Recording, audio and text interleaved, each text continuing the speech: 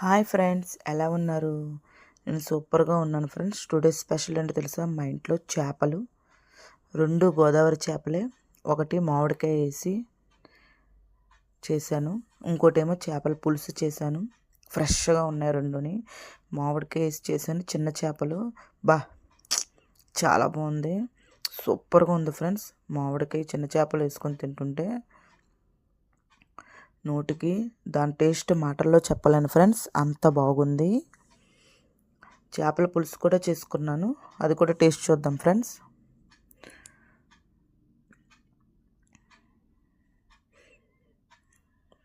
అబ్బా, చాలా బాగుంది ఫ్రెండ్స్.